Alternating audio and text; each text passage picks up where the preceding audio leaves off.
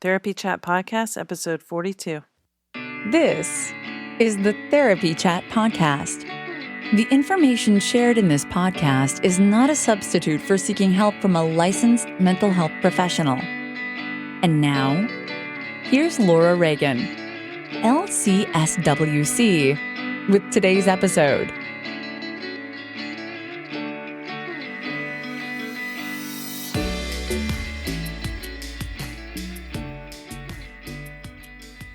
Hey everybody, it's Laura Reagan, your host for Therapy Chat. Today I'm excited to have a returning guest, Carrie Nola. Carrie, if you didn't hear our first interview, episode 11, Carrie Nola is an intuitive psychotherapist, best-selling author, and founder of the Sacred Soul Circle for Healing Entrepreneurs.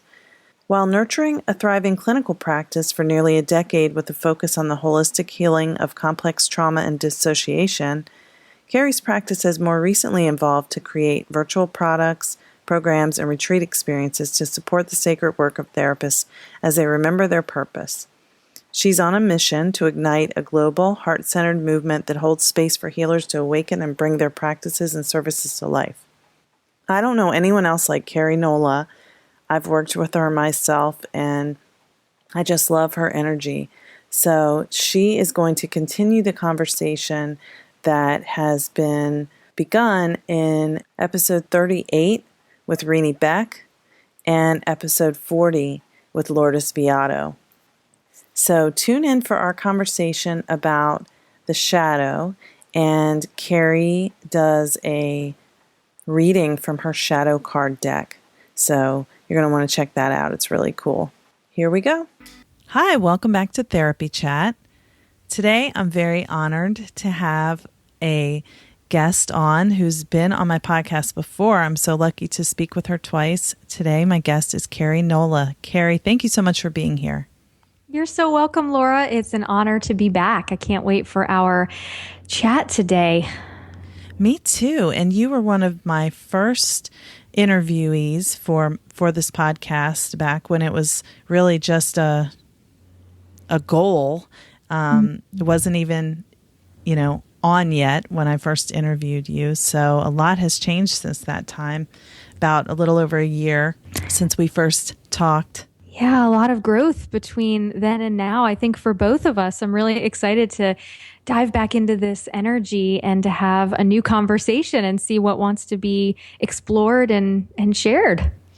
Me too. One of the main subjects that I wanted to talk about today is this whole concept of shadow energy. I'm hearing more about it in, I think, our collective consciousness lately, but it's still sort of a mystery, I think, even to me and to a lot of people. But you've been talking about shadow work a lot lately, so I'd like to hear more about how you got started with that work and how you use it now.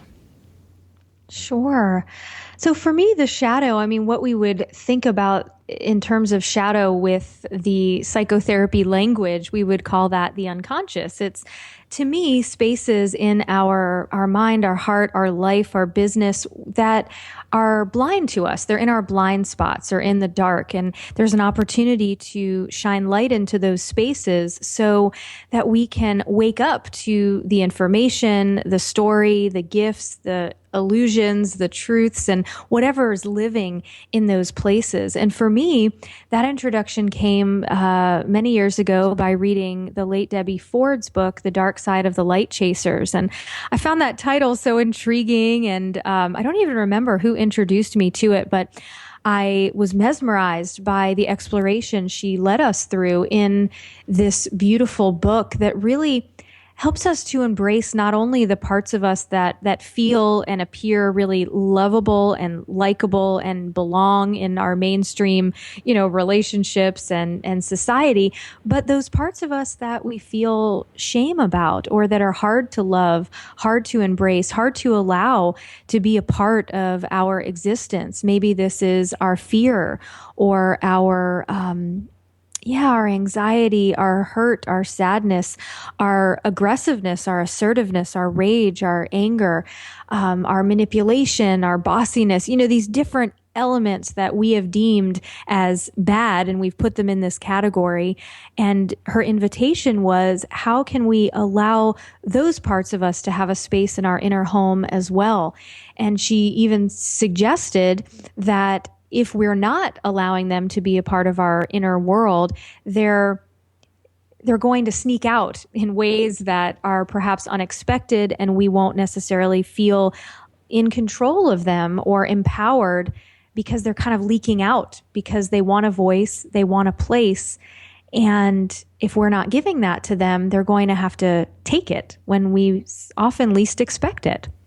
Okay, so parts of ourselves that are kind of blind spots, things that we're not really aware of, but they could be running the show a lot of times because of how we're not aware. Yes, I love how you put that. So let's say that you haven't been giving yourself permission to acknowledge that you are unhappy with somebody that you're in a relationship with. Maybe there was something that happened that just rubbed you the wrong way, and you didn't give yourself permission to acknowledge that, either to yourself or to that person.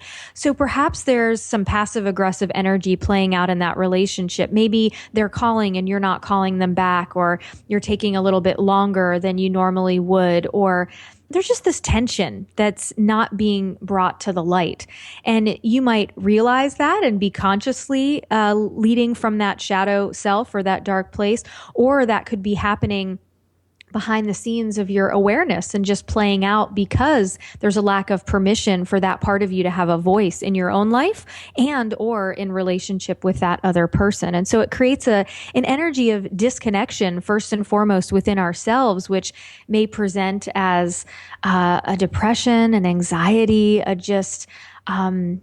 an offness of some sort. A physical symptom can even present, trying to bring light to something going on in the unconscious.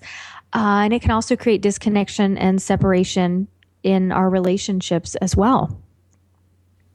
Wow. Yeah. So I see more about what the shadow really refers to when people talk about that, because I kind of think about it as, I don't think this is really the intention and the name shadow, but kind of like the bad stuff, you know?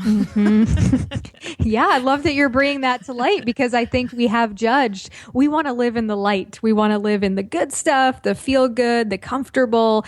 And there's this invitation that the shadow offers us, if we're willing to RSVP, to show up for the other stuff that's really asking for our loving attention. And I remember I went to a workshop with Debbie Ford before she passed, and she said to us in the audience, there were maybe 200 of us in the room, and she said, stand up if you are smart. And so we're all looking around like, is this a trick question? I don't know what we're supposed to do. We're kind of checking in for validation. Are we supposed to stand up? And so, many of us stood up, me included. And I said, yeah, I can own that. I'm smart. And then she said, okay, now how many of you are stupid? Stand up if you're stupid. And we're all looking like, did we pay money for this? What is going on right now? And I'm thinking, I don't know, and so fewer people stood up. And she said, I hope that you will all get out of your seats right now, people, because tell me that as human beings, we're not stupid some of the time. Think of something you did that was just ridiculous. I mean, if we can only own our brilliance as much as we're willing to own our stupidity. And she explained it, in terms of this continuum. And I know people, Brene Brown talks about this. We can only own our joy as much as we own our shame. And I think energy works that way. It's like a dime has a heads and a tails. Humans have a light and a shadow, and we're not whole and complete in moments when we're ignoring an aspect of ourselves that is trying to belong, is trying to find its way, and is wanting to be witnessed with compassion and presence. And something really clicked for me in that moment, in that room with Debbie and all of those souls. And there was such a gentleness to our ability to own our stupidity as much as we own our light. It's like we shame ourselves. We don't want to shine too brightly because we don't want to appear narcissistic. So we minimize our power and our greatness. And then we also don't want to admit or own up to our ridiculousness, our stupidity. And when those things are being ignored, our light is dimmed as well. It's like a dimmer switch. We want to be able to access the full range of our light. And to do that, we have to acknowledge our dark as part of the process. Yeah, that is very powerful. And it makes me think of, you said like being a whole person where, all of the parts of you are okay, even the parts you don't like.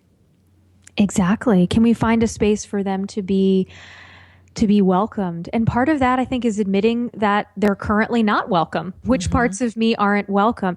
I think of the term unconditional love for me really plays into shadow work. I call it love with a capital L. Love that says, I love you, period. Not I love you when. Lowercase love or conditional love is I love you when you act right. I love you when you say things correctly and when you look a certain way and when you present to the world with your pretty face, your lipstick on, you're dressed in a certain way. And when we put those kinds of conditions on ourselves, we really limit our ability to step into our power. I find, especially, as I support healers on their journey of bringing their practices and their work to life, I find this a lot of the time that we really have to go behind the scenes and find, what are you most afraid that the world might discover about you if you allow yourself to stand out in, as a public figure, whether that be marketing a local practice, whether that be writing a book or launching a podcast. Laura, I know that you have had the courage to stand out and be seen and heard on this platform. And when we are willing to look at those places and see what we're terrified of others knowing about us, then we experience a freedom where like those shackles begin to loosen and untangle, and we can really step out because I already know that about myself. So I think the intention for me of shadow work is to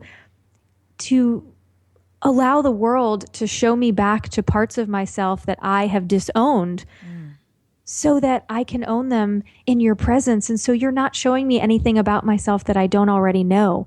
If you say something about me, if you judge me, then I can say, I see the truth in that. Yeah, I can be bitchy.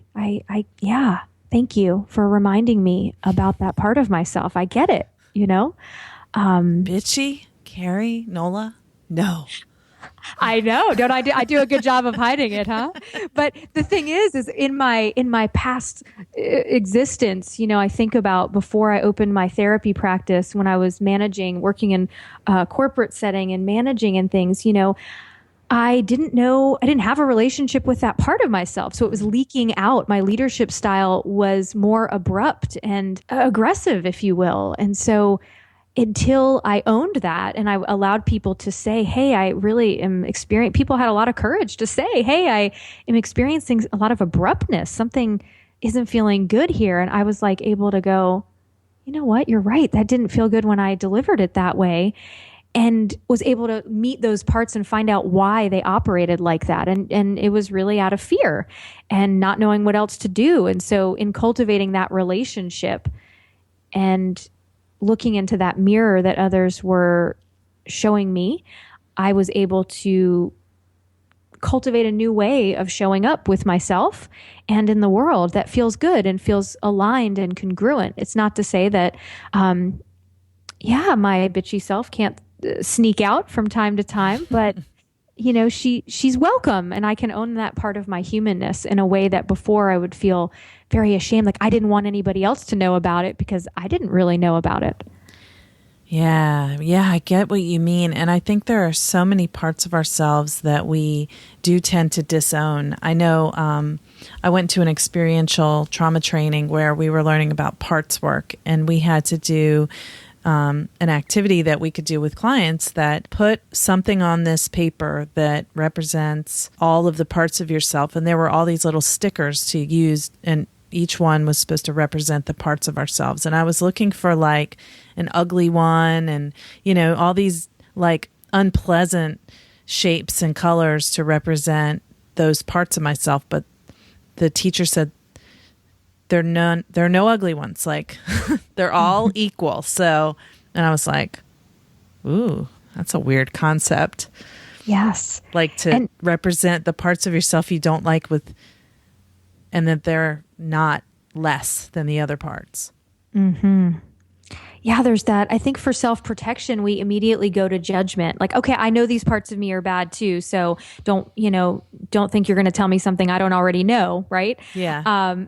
So there's that vulnerability in meeting these parts and feeling like we have to judge them. The other thing I've discovered as I've journeyed into my own shadow places is that as long as we're judging parts of us as good or bad, or these dark aspects of ourselves, we're also bringing that energy into the therapeutic relationship. We can pretend that we don't judge our client's XYZ part, but if we're judging that part of ourselves, that energy of judgment is present in the therapy relationship. And for me, it's important that I continue deepening into my own darkness and bringing light to those spaces for my own healing. And also because I've chosen this path of holding sacred space for the healing of others. And it's my intention that that energy be clear and clean. And it's not to say that we have to have all of our work done before we can be supportive and helpful, therapists and healers. I think there's just an awareness and a consciousness of continuing to do this work for ourselves that allows us to deepen into the space that we hold for our clients. And every piece of my work that I do, it makes room for my clients to bring that part of themselves to the table, because I'm imagining, and some have had the courage to tell me that they felt some type of permission that wasn't verbal, but it was in just the energy of our relationship. They knew that that part was then welcome.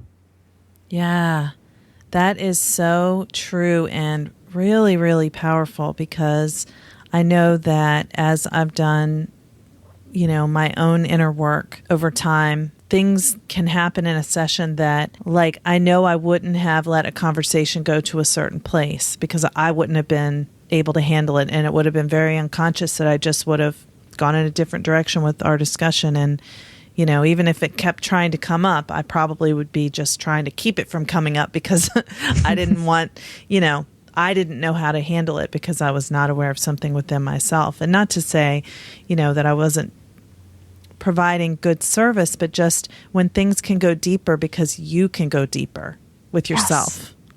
Yes.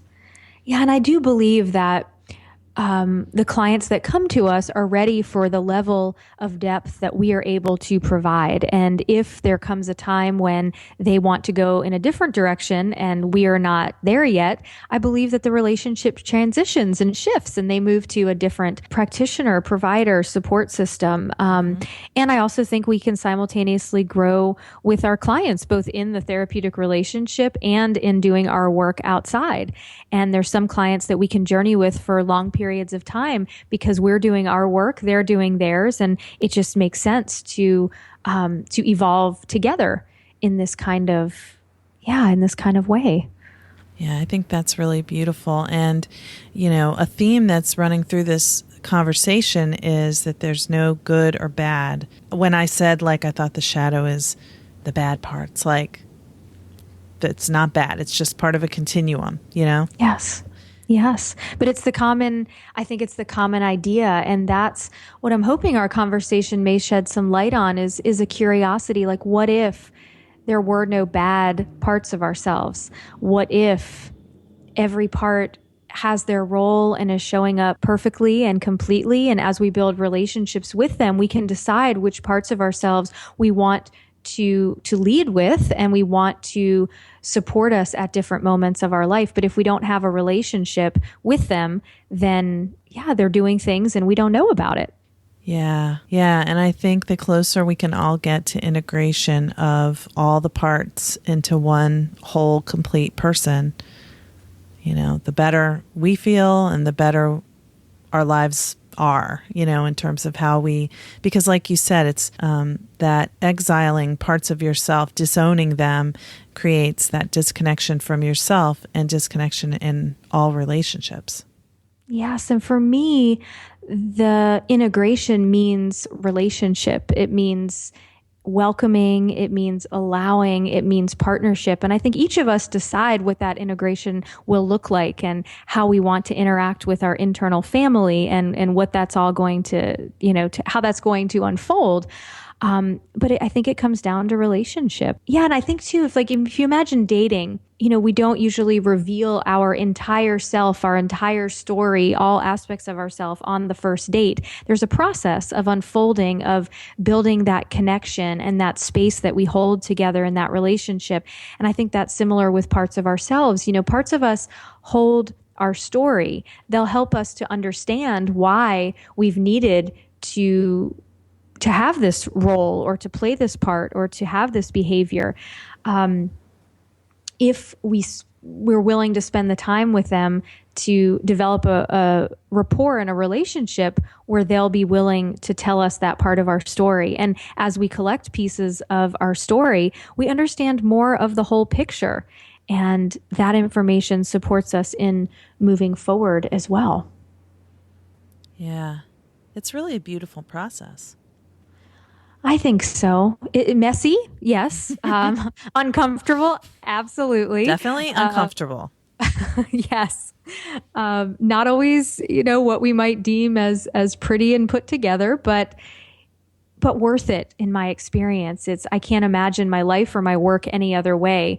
And I think that's really why my work has begun to move in this direction, because I think there's a collective call for this. I think we're ready to move in this direction and to stop ignoring those things that need our attention. But I don't always know that this is part of our traditional training. I think there's a lot of techniques. I think of thought stopping, for example. It's to me, the idea of thought stopping as a technique that we would use with a client, it's like a little kid comes to me, my child, let's say, comes to me and says, Mommy, I didn't like when, Bradley did that to me on the playground today. And I say, don't want to hear about that. No, thank you. Stop. Negative thinking, bad, shut it down, quit it, stop. What is that going to do in the relationship between us and our child? But yet we do that to parts of ourselves. We say those thoughts aren't welcome here. We have to shut this down. We have to stop this behavior.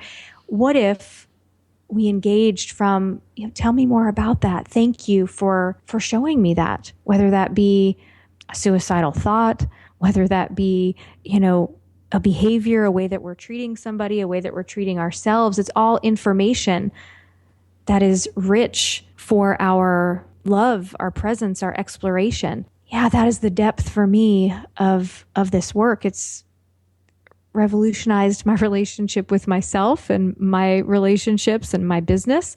And I just watch as it unfolds with my clients and hear their feedback about how they're experiencing it.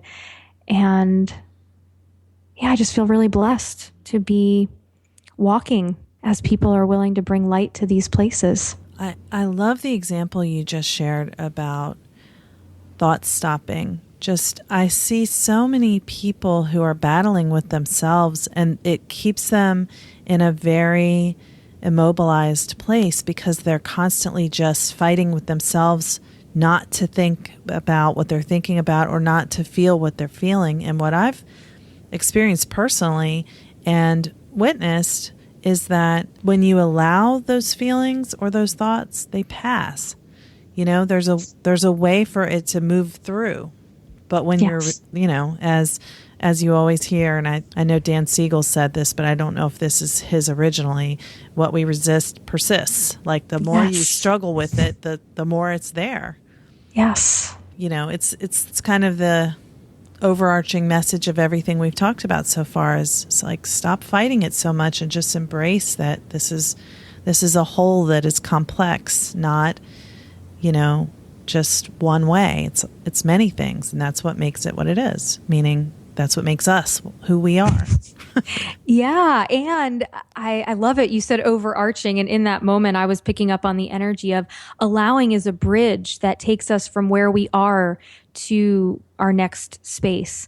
And if we are not allowing, it creates a gap between where we are and where we would like to experience next. But when we surrender, one shadow pattern is control, trying to control and to manipulate our reality in a way that isn't true or real. It doesn't want.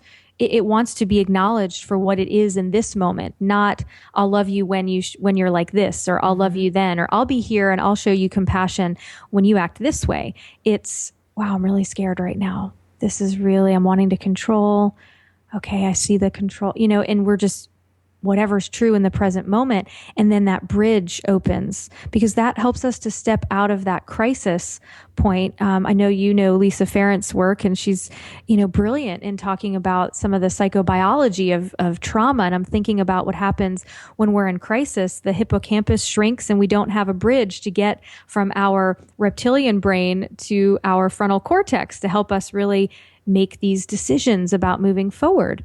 So I think we're kind of talking about the same thing here, in another context of allowing creates that bridge for where we're headed.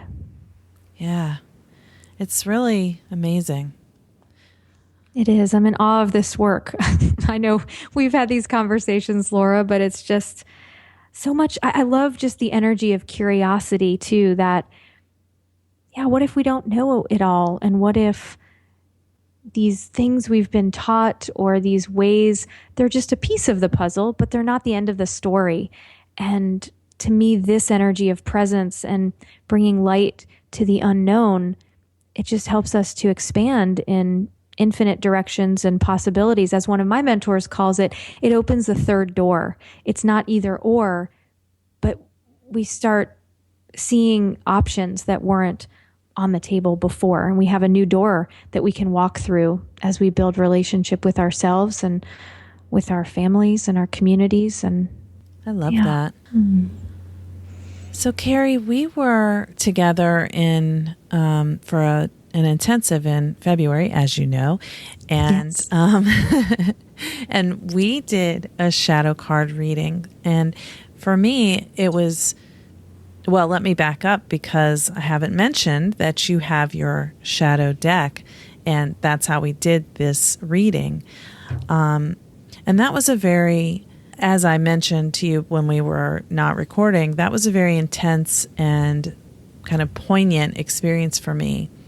So can you talk a bit about your shadow deck and how you use that to bring light? Yes, I can.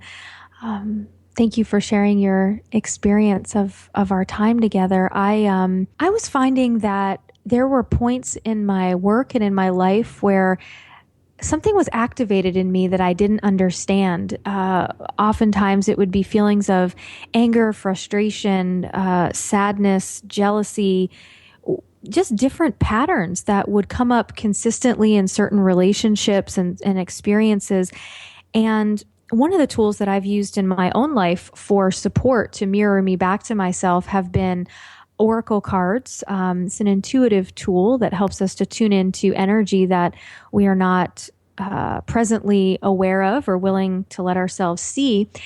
And I would look to some of those tools, and I found that they always wanted to show me the light side of things. Everything's working out beautifully, and you're right on time, and yay for you, and rainbows and glitter. And, there's a time and place for that. But in that moment of anger or jealousy, I needed something that met me in that energy and told me the truth of what I wasn't willing to let myself see. And when I didn't find it, I went into meditation, and I heard, that's because you're supposed to bring it.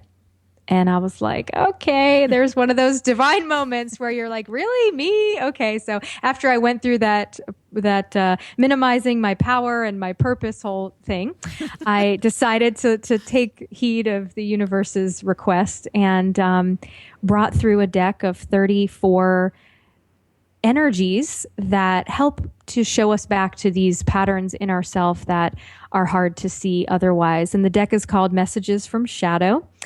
And Yeah, to me, I can look to this deck to find the energies that are showing up that I don't understand. And each card has a healing mantra. And the images, I worked with an intuitive artist, a dear friend of mine, on the images, and they're all energetically encoded to clear these patterns at the cellular level.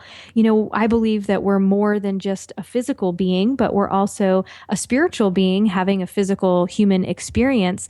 And energy is at play in all of these patterns. So the healing process, while it can be messy and it can be lengthy, it can also be instant. And when we're ready, I think these patterns let go of us rather than us having to do that really heavy lifting of letting go of something.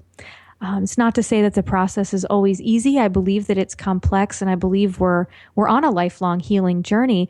And I believe that relief can come in moments when we're willing to tell ourselves the difficult truth that maybe we haven't been willing to see or to acknowledge before that moment. Yeah. Your deck is really beautiful, and I feel lucky that I've sort of watched it develop as you kind of, shared this is where it is, and this is, here's some of the artwork. And so it's been lovely to see that coming together. And I know it was very carefully and thoughtfully done. Thank you. Yes, I was quite mindful about it. It took about the shadow energies that wanted to be a part of the deck of cards came through within a 45-minute meditation. It was very quick. And that's been my experience in writing my books and in birthing a lot of my products and services, that when it's time for something. I think Wayne Dyer says this: nothing is more powerful than an idea whose time has come. It's one of my favorite things to remember, that, the language of the heart is simplicity. And so when things are feeling hard for me, I know that I am pushing or forcing something before it's time. And this is something that came very quickly. And then the bringing it into physical form took a little while, but definitely been a labor of love. Yeah. So can you talk a little bit about how you use them if you were working with someone, or how someone who wanted to buy them could use them?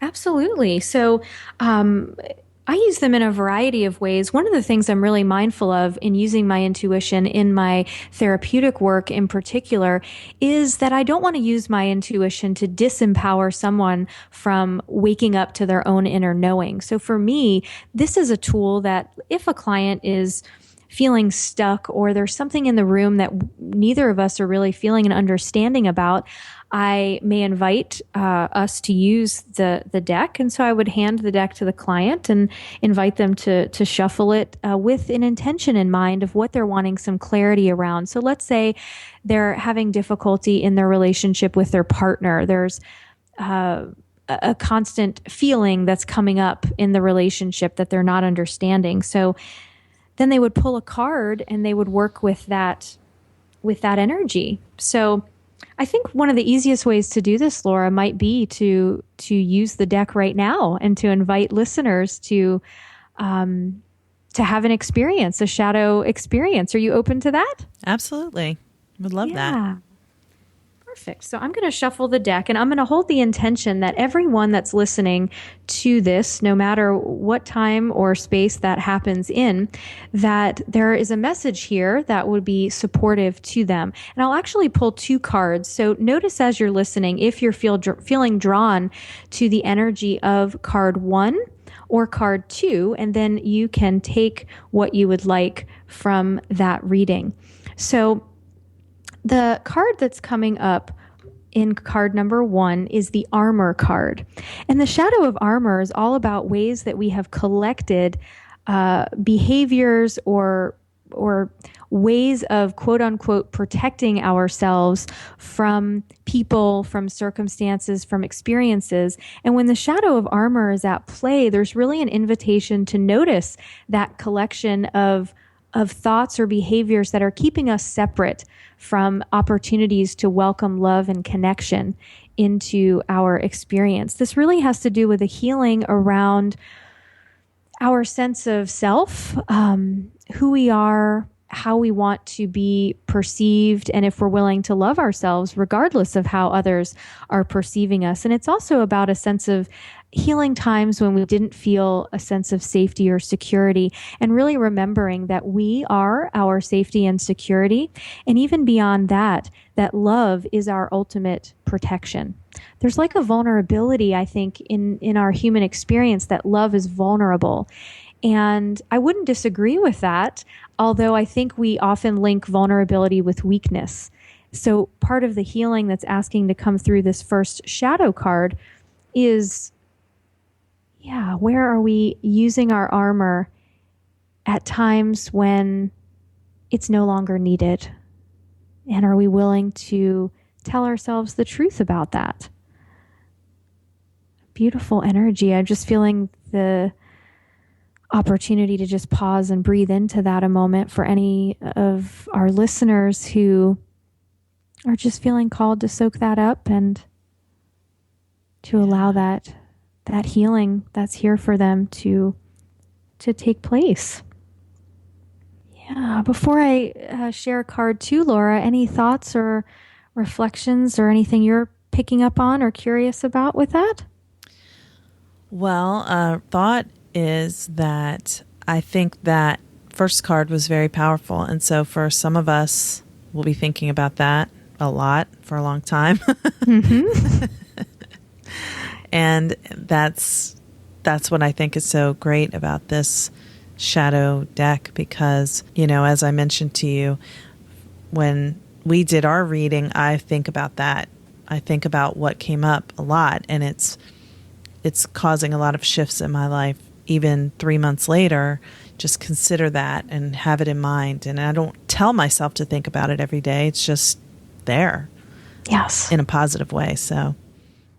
Sure. Yeah. The way that I have felt called to refer to this is a healing system.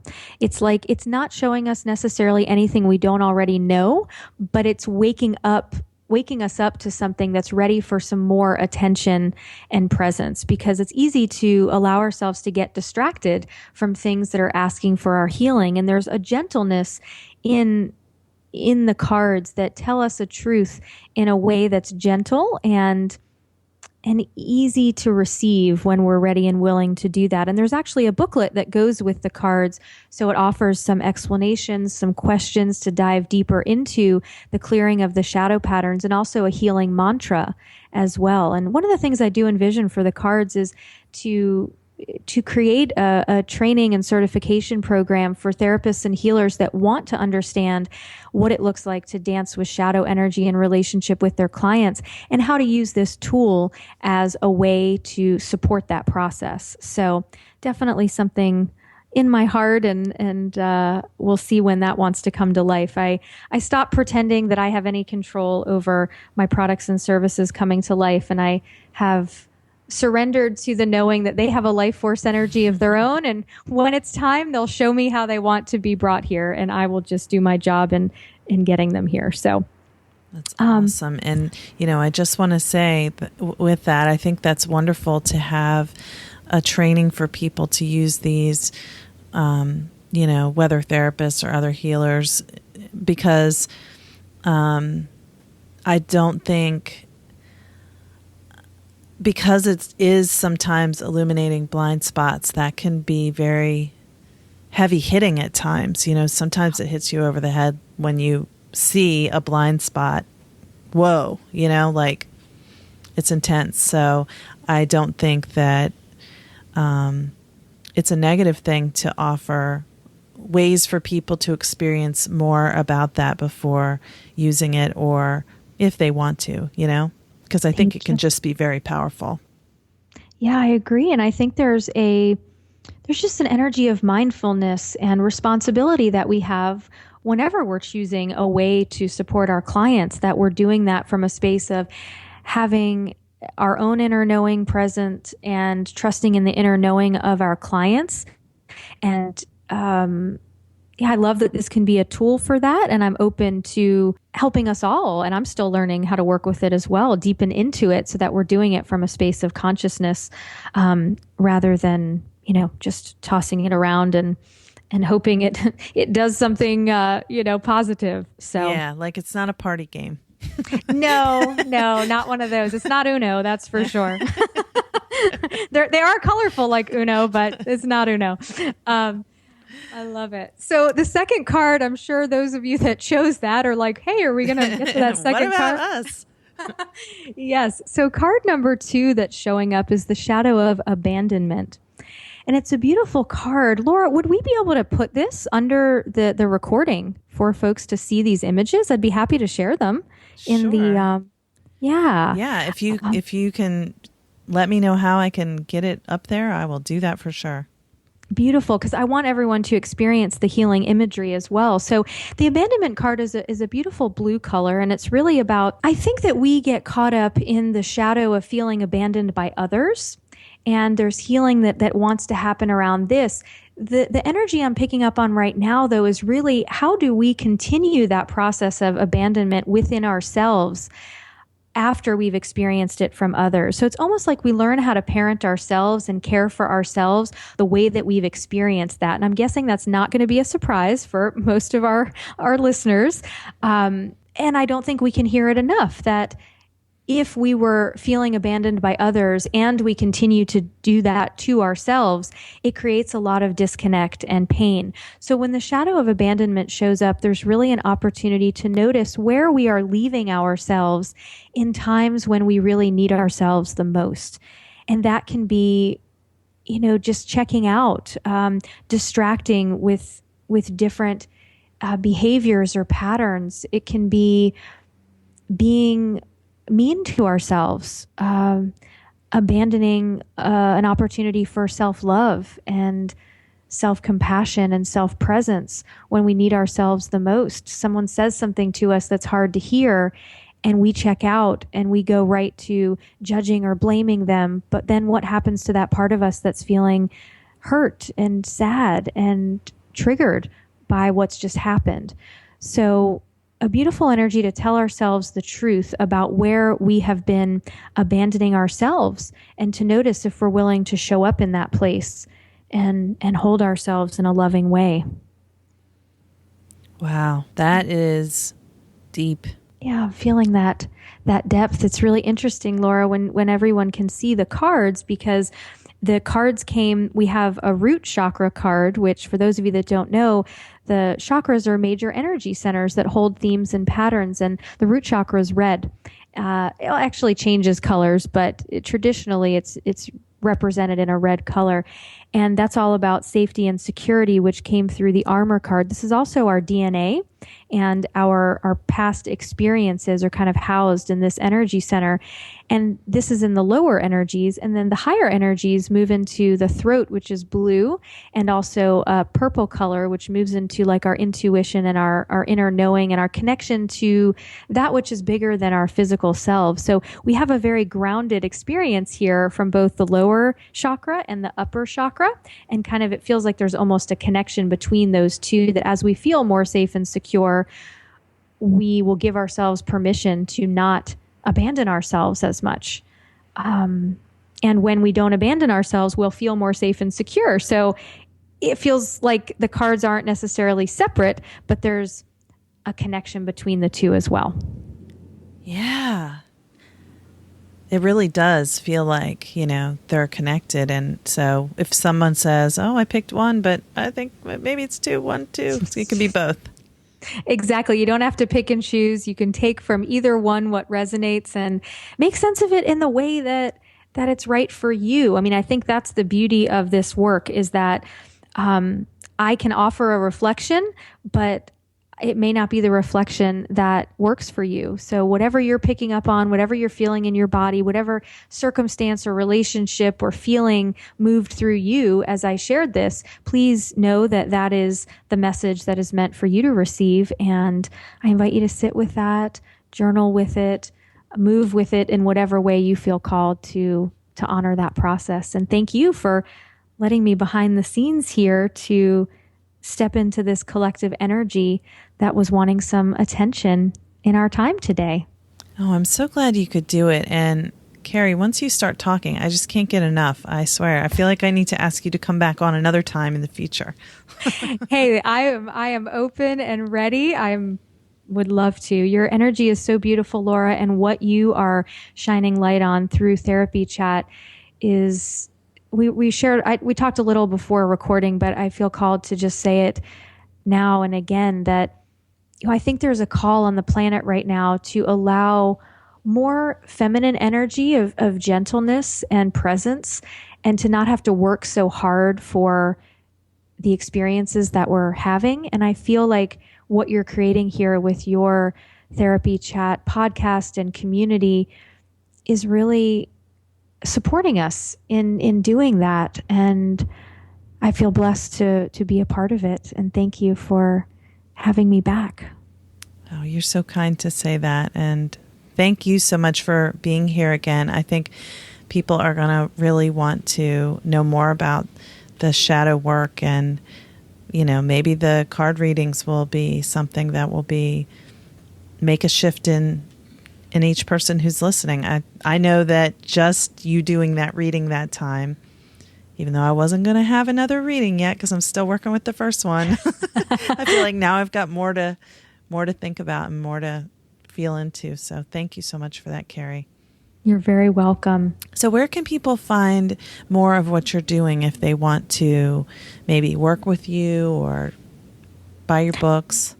Yes, everything that I'm up to right now is on my website at carrienola.com, and there's a shop link for my books and these cards. I also have a free reading up on my website if anyone wants to experience another reading with the cards. And then also my mentorship and soulful coaching for healers is there too, and my blog with lots of information. So that's my home base, my sacred space, and I would love to invite you over and to connect in whatever way is resonating with you. Awesome. Carrie, thank you so much. You're welcome. Thank you. Thank you for listening to the Therapy Chat podcast with Laura Reagan, LCSWC. For more information, visit Laura's website at www.laurareaganlcswc.com